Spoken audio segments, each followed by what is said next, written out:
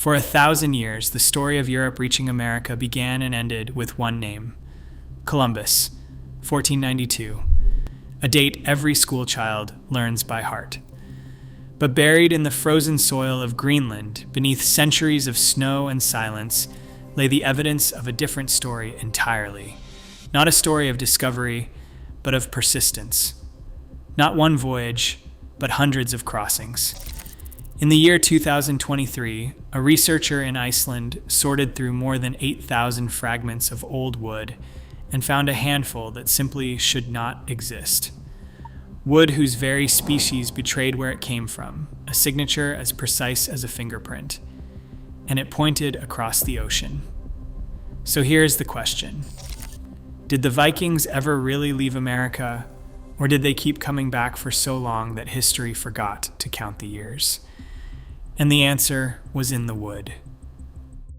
To understand why this discovery unsettles so much, you first have to understand what the experts were already willing to accept. And for 60 years, the line they drew was a firm one. The Vikings reached North America. That much was settled. A windswept site on the northern tip of Newfoundland, a place called Meadows, gave up the proof in the 1960s. Sod longhouses, iron nails, a bronze cloak pin, a workshop for smelting iron. Unmistakably Norse and unmistakably real. But the consensus filed that triumph under a single quiet word. Experiment. A handful of years, a small band of settlers, a foothold that failed.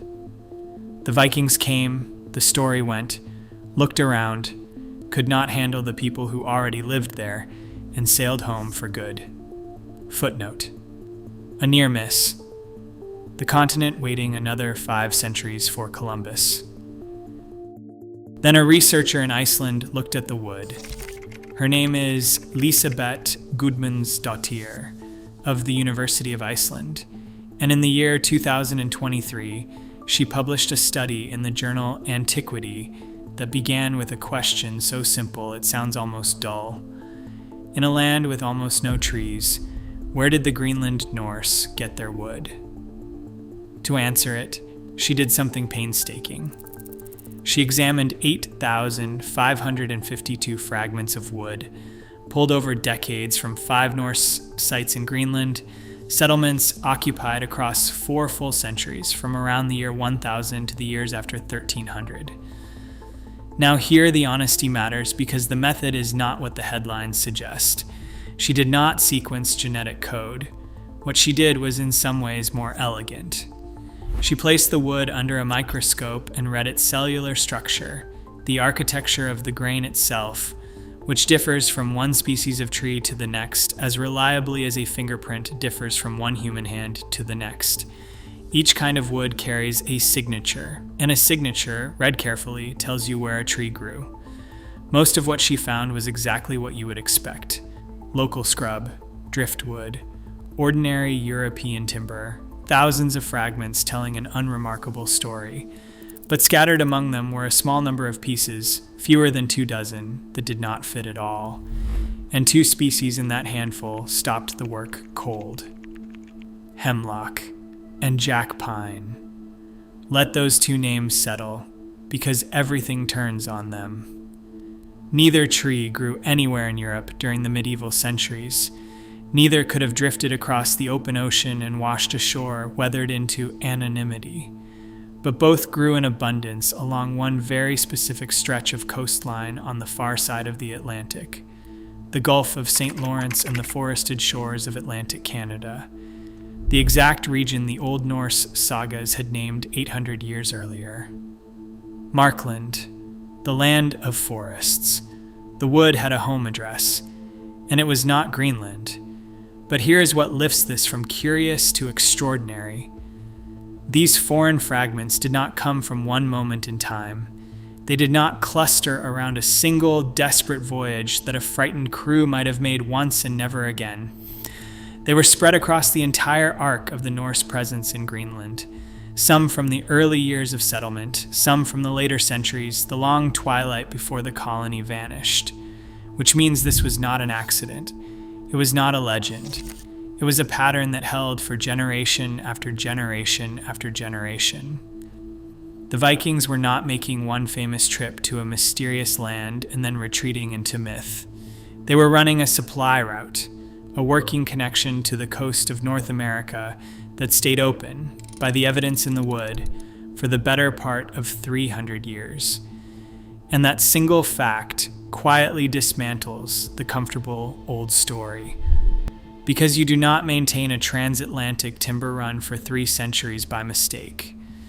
You do it because you need something, and you know exactly where to find it, and you are willing to cross some of the deadliest water on Earth to bring it home. So the question is no longer whether the Norse reached America. It is why they kept going back. Why a desperate people clinging to survival would point their ships again and again at a coastline Europe would not see for another 500 years. And to understand that, you have to understand just how badly Greenland had trapped them. The trap began, as these things often do, with a man running from something. In the year 985, Eric the Red was exiled from Iceland for manslaughter. He had killed men in a feud, and the law gave him 3 years to be gone. Most exiles would have crept back to Norway. Eric did the opposite. He turned his ship west, toward a frozen land glimpsed years earlier by sailors blown off course, and he spent his banishment exploring its fjords. And when his sentence ended, he did not return quietly. He came back to Iceland selling a dream. He called the new land Greenland, and that name was a lie, or at least a clever piece of salesmanship.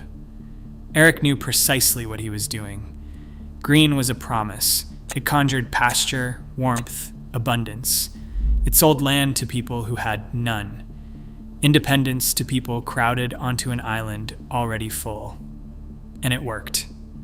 A fleet of 25 ships set out behind him, loaded with families, livestock, tools, everything needed to build a world from nothing. Only 14 of those ships survived the crossing. The rest were swallowed by the North Atlantic before they ever saw the coast. But the 14 came through, and the people aboard them did something remarkable. They took a thin green rim of habitable land at the edge of the ice, and they recreated, stone by stone and beam by beam, the farming society they had left behind. They raised cattle and sheep. They built halls and churches. They carried medieval Europe across the ocean and set it down on the shore. But the land gave them a cruel and specific gift. It offered grass and game and stone and turf, enough to live on if you were tough and lucky. And it withheld the one material their entire civilization was built around: wood. Greenland's forests, such as they were, amounted to dwarf birch and stunted willow. Shrubs, really, gnarled and low, barely fit for kindling and utterly useless for anything that had to bear weight or cross water. And that was a catastrophe, because Norse life did not merely use wood. It depended on wood the way we depend on electricity. Pull it out, and everything stops. Consider just one thing they could not do without: a ship. A single Viking longship swallowed 20 to 30 cubic meters of timber, and that timber came from dozens of separate trees, each chosen for a purpose. The keel alone, the long spine that held the whole vessel together, demanded one straight oak trunk more than 10 meters long. There was no substitute. No shrub on Greenland could provide it, and without ships, the colony was not a colony at all. It was a prison. No ships meant no crossing to Norway, no trade, no iron for tools and weapons, no grain to supplement the meat and milk, and no escape, none at all, if the winters turned and the land stopped giving. But ships were only the beginning. Every house needed timber to frame its roof and walls. Every barn that sheltered the cattle through the killing cold needed beams. Every tool, every barrel, every loom and cart and door turned on a supply of wood. These people had built an entire way of living around a resource their new home simply did not contain. Think about what that meant. They had crossed an ocean to plant European civilization in a landscape that lacked the single most basic building block of that civilization. It was as if they had carried fire to a world with no fuel.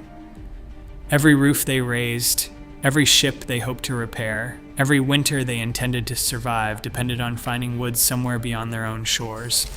And there was only one direction that offered any hope of abundance. Not east, back toward the crowded fjords of Norway, where timber was costly and the voyage long. West, across the strait, toward the wild coastlines the sagas spoke of, toward forests so thick and dark that the Norse had given that land a name built around the word itself. Markland, the land of forests.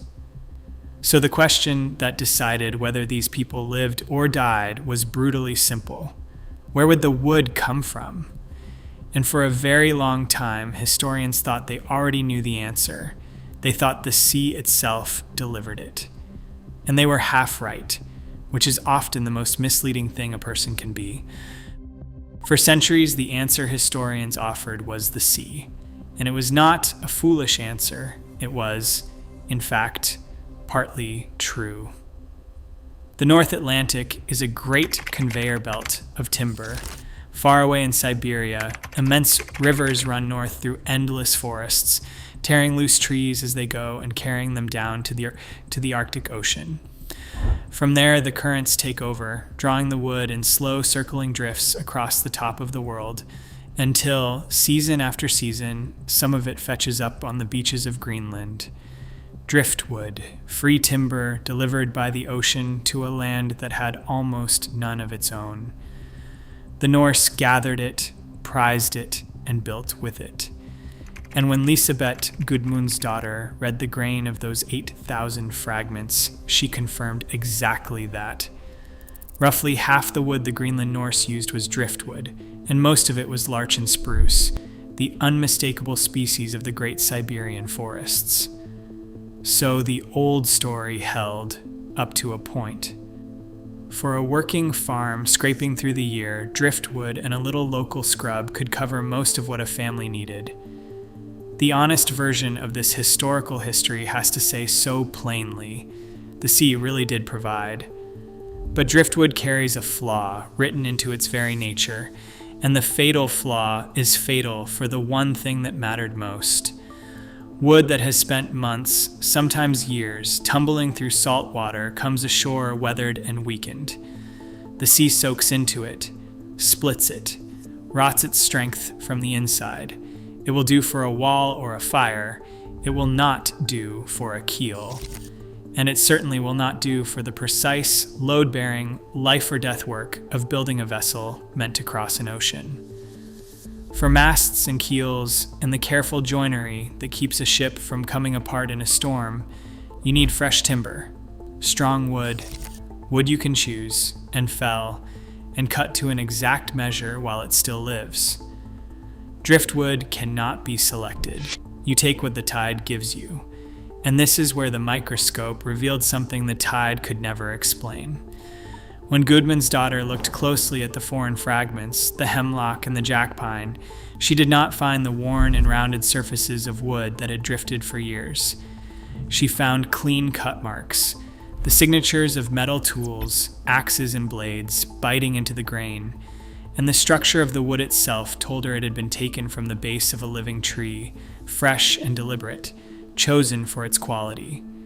This was not salvage, this was harvest. But the truly decisive detail is not the cut marks. It is geography, and it is brutally simple. The Siberian driftwood reaches Greenland because a current carries it there. There is a road across the water, and the wood travels it. Hemlock and jack pine grow along the Atlantic coast of North America, and between that coast and Greenland there is no such road. No ocean current connects eastern North America to Greenland. None. The water does not flow that way. So those species could not have drifted across. They could not have arrived by accident. The sea which delivered the larch and the spruce free of charge, would never deliver a single splinter of American hemlock to a Greenland beach. Not in 1,000 years. Not in 10,000. Which leaves only one explanation, and it is staggering in its plainness. For that wood to reach Greenland, human hands had to cut it. Human hands had to haul it down to the shore and load it aboard a ship. And human will, stubborn and repeated and unafraid, had to drive that ship across 400 miles of the Davis Strait, some of the coldest and most violent water on the face of the earth.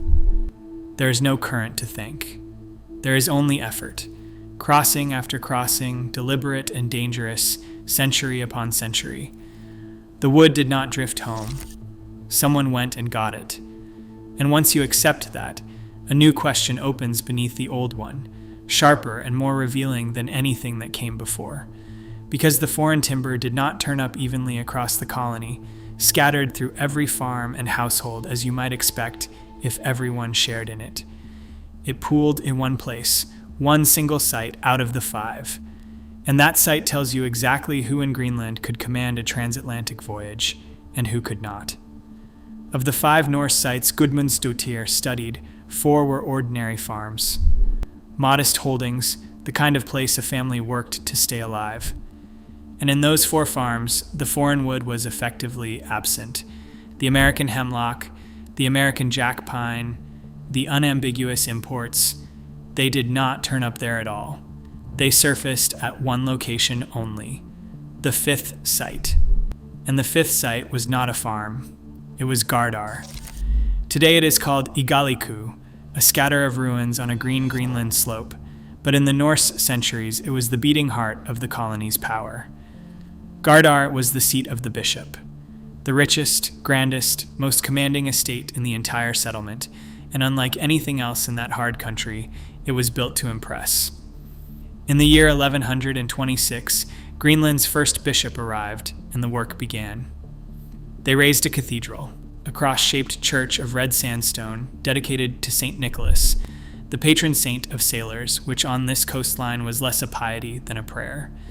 It was the first cathedral ever built in the Americas, rising on that windswept shore 3.5 centuries before Columbus was born. And the cathedral was only the centerpiece. Around it spread the apparatus of real wealth. Stables for more than 100 head of cattle, a great hall to receive important visitors, workshops, storehouses, the whole machinery of an estate that did not merely survive but ruled. Gardar was not where you went to scrape by. Gardar was where the power was, and power, in a colony starved of timber, meant one thing above all. It meant access to resources that ordinary people could only dream of. So consider what it means that every scrap of American wood came from here, and nowhere else. It means the timber from across the ocean was not a common good shared out among struggling farmers. It was a luxury, a status object, reserved for the one household wealthy enough to pay for it. Only the bishop's estate could outfit a proper ship, hire an experienced crew, and absorb the staggering risk of the Davis Strait, because only the bishop's estate stood to gain enough to justify the danger. And here the honest version of this story demands a complication, one that a lesser account would quietly leave out. Because Guðmundsdóttir did not title her study with a triumphant claim. She titled it with a question, lifeline or luxury? And after reading all 8,000 fragments, her answer leaned toward luxury. The ordinary farms she found met their needs perfectly well without a single board from America. Driftwood and local scrub were enough. The American timber was not what kept Greenland alive. It was what kept Gardar magnificent. Now, you might think that weakens the story. It does the opposite. It sharpens it to a point. Because stop and think about what a luxury actually proves. If the Norse had crossed the ocean only in desperation, only when starvation left them no choice, you could dismiss it as a handful of grim emergency voyages made once and abandoned the moment things improved. But that is not what the wood shows. The wood shows something far more deliberate. It shows that someone with wealth and ships chose again and again across generations to finance one of the most dangerous voyages on Earth, not because they had to, but because they wanted to. For prestige. For the right to roof a cathedral with timber no rival could obtain. For the quiet, ferocious satisfaction of having what no one else could reach. You do not risk men and ships on 400 miles of killing sea for a luxury, unless that luxury is part of how you hold your power. And you do not do it once. You build it into the rhythm of the colony, a standing connection to the coast of North America, maintained not by need but by ambition, which is a far more durable thing. Need fades when the crisis passes. Ambition does not. Ambition keeps the ship sailing long after survival alone would have called them home. So the foreign wood at Gardar is not the residue of a desperate gamble. It is the fingerprint of a system. A deliberate, repeated transatlantic supply line, run by the most powerful institution in the colony, for reasons that had as much to do with pride as with planks. The only question left is how long that system lasted. And on that, the wood keeps a remarkably precise calendar. Here is what should genuinely stop you. The American wood at Gardar did not all come from one moment. It was not the cargo of a single famous voyage that a colony might make once and then fold into legend. When Guðmundsdóttir sorted the foreign fragments by age, they scattered across the centuries. Some belonged to the early years of settlement, the first generations clinging to the new land. Others came from far later, the long, slow twilight before the colony vanished. Spread out like that, the wood tells a story no single voyage ever could. It tells of a route, used and reused and used again, generation after generation, for the better part of 300 years. This was not exploration, it was routine. And just as that pattern came into focus, a separate piece of science arrived to nail one moment of it down with a precision no one had thought possible. In the year 2021, a team led by Margot Quitems and Michael D. of the University of Groningen published a study in the journal Nature that did something archaeology had never managed before. They found the exact year a Viking felled a tree in America. Their method was extraordinary, and it depended on a catastrophe in the sky. In the year 993, a massive storm erupted on the surface of the sun and flooded the Earth with a sudden burst of radiation. Trees everywhere on the planet drank that radiation in through the air and locked it into the single ring they grew that year. It is a global signature, identical in wood from Germany to Japan to Newfoundland, a fixed mark in time that any tree alive that year carries to this day. Find that ring. Then simply count outward, ring by ring, toward the bark, and each ring is a year. When you reach the bark, you have reached the year the tree was cut. The team took 3 pieces of wood from Meadows, that windswept Newfoundland site, each one bearing the clean marks of metal blades. And that detail alone is decisive, because the indigenous peoples of the region did not work metal in this period. Metal cut marks meant Norse hands, beyond argument. The researchers found the solar storm signal buried in the rings, counted outward to the bark, and arrived at a single unflinching answer. The year 1021. Sit with that for a moment, not somewhere in a fuzzy window of decades, the way old radiocarbon dating left it. The exact year. These trees were felled by Norse axes in 1021, precisely 1,000 years before the study that revealed it, and 471 years before Columbus would ever raise a sail. For the first time, we could point to a single year and say, with certainty, the Vikings stood on North American soil, and they were cutting down trees. And when you set that exact date beside the Greenland wood, the picture clicks together with an almost audible snap. Because suddenly Meadows is not what we thought it was. For 60 years, it was filed away as a failed colony, a brave little experiment that didn't take. but that reading no longer holds. Meadows was not the destination, it was the doorway. Look at where it sits. At the very mouth of the Gulf of St. Lawrence, on the threshold of the forested coastlines the Norse called Markland. It was not a place you went to settle and farm and raise a dynasty. It was a base, a staging post, a place to make landfall after the crossing, to repair your ship, to gather and to ready yourself before pushing south into the timber country and then carrying the harvest home.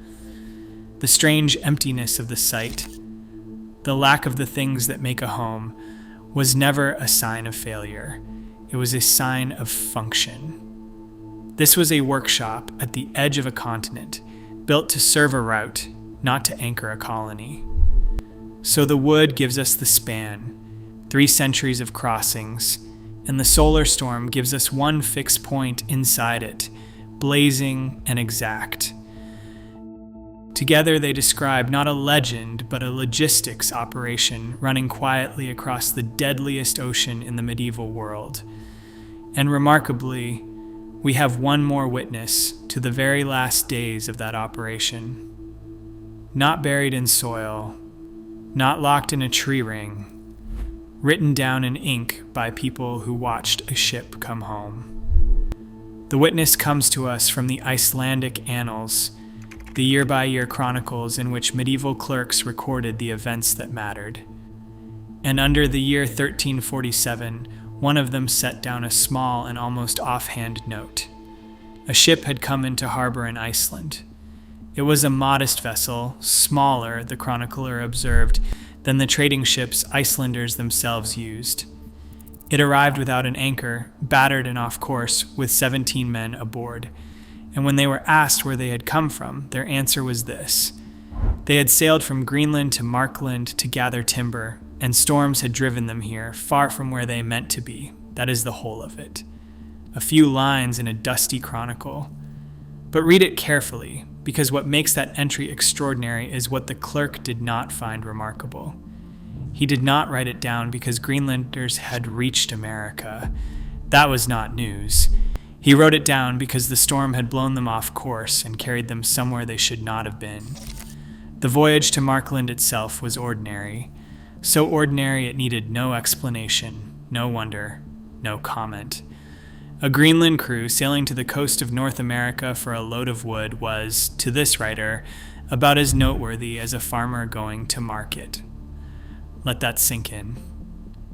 To these people, the most astonishing fact in the whole episode was the weather. This single entry is the last historical mention we have of a Markland voyage, and it does something the buried wood alone could not. It puts a human face and a firm date on the very end of the route. From around the year 1000 to at least 1347, the Norse maintained a working connection to North America. Not a legend, not a lost memory, a living, functioning enterprise that was still operating, still sending ships across the strait for timber nearly 3.5 centuries after it began.